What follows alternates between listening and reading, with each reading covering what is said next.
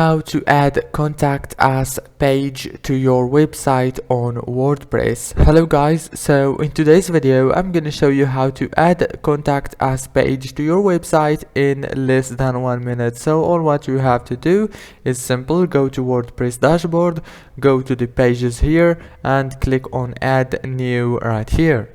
After you click add new, it will take you here. Just wait a few seconds and you will find this page. Now all what you have to do is go down until you find contact here, or this one. You have many options actually. Click here contact.